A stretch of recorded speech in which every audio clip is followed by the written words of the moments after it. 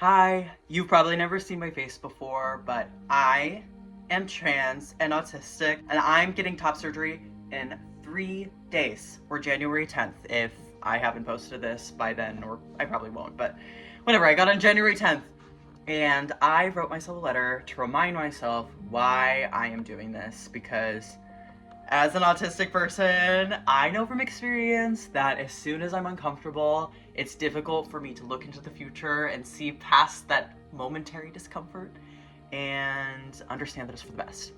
So, here is a little bit of love and a little bit of hate towards the body I reside in at this very moment.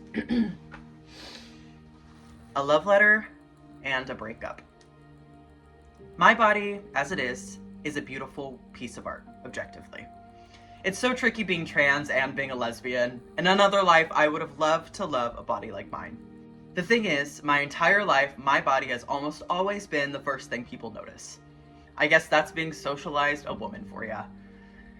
Dripping with attraction or envy or even disgust, people all around me have felt the need to express their every opinion about my body. The curse of a society taught to believe that their preference is one worth voicing or pushing onto others.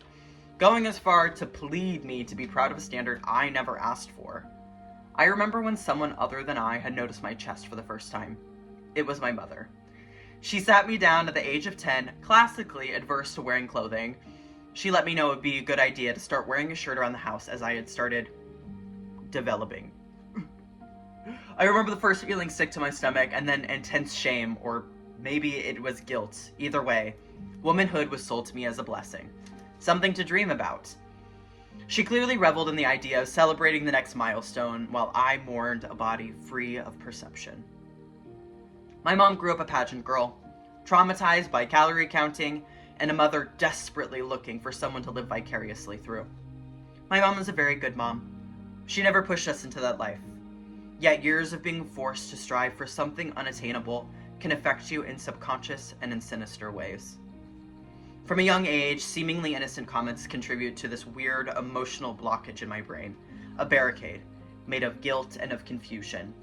I look like this, you look like this, whatever bullshit she used to self-deprecate herself, disguised as a compliment for me.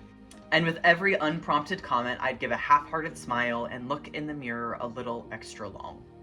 After my first drop of blood, the changes became more noticeable and came quicker than I could have ever imagined.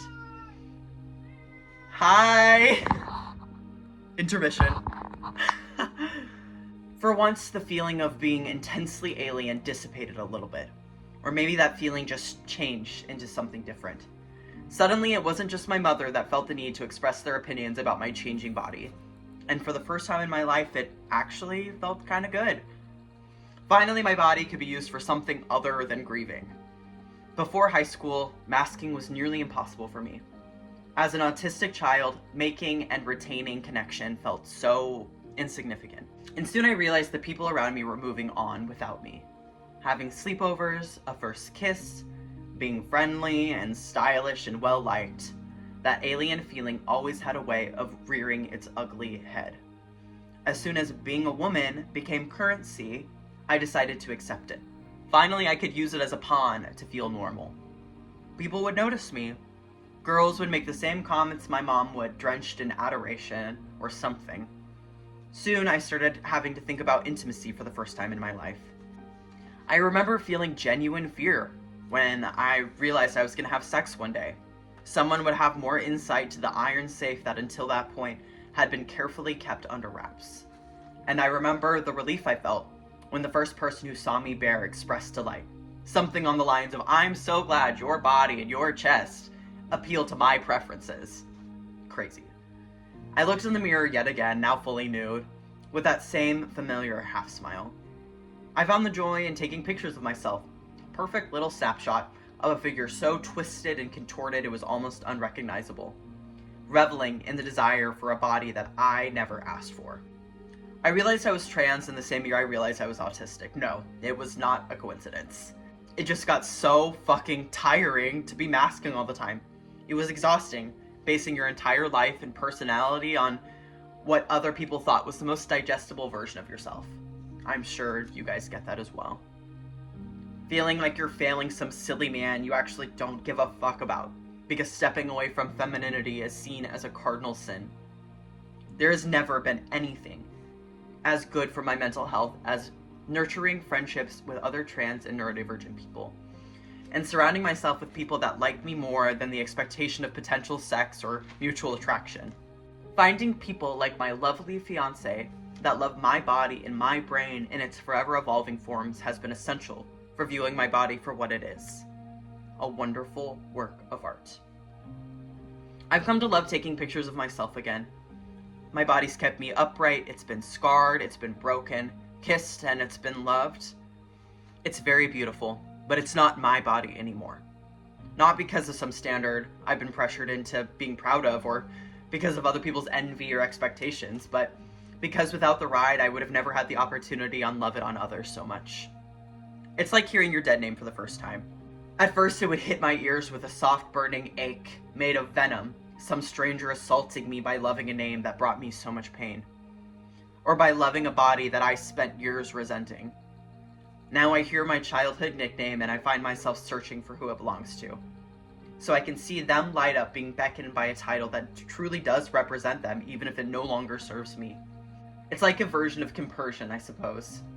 It's lovely seeing happy, beautiful trans women loving the chest that they've always dreamt of or the name that they've always dreamt of. There's something beautiful and fucking punk about rejecting pride of something you did nothing to earn. I didn't ask to be shaped like this, but I do choose to change it. And I can feel pride in the fact that I've worked so fucking hard to get here. I'm nearly unrecognizable to who I was 4 years ago. People like to complain that I've changed, but of course I've changed. I mean, look at me. I've lost a cup size or two, my torso has thickened and been speckled with hair. My legs are strong and stable like a maple tree. But sometimes I can still find myself falling into regret or anxiety, thinking about the simplicity of not rocking the boat. I remind myself that the only joy my chest ever brought me was the comfort of conformity, or the desire to be desired. But the thing about love is that love is not simply being desired.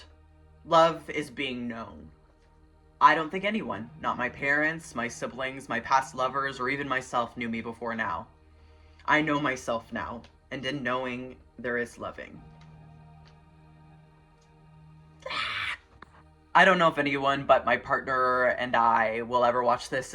It's for me anyways, but if you're out there and you're watching this and this makes you feel even a little bit seen, I appreciate you taking the time to watch it. I'm really excited for this next step. I'm excited to know myself even better and to love myself even further. And I hope that you can find the same thing for yourself. Okay, thank you, bye.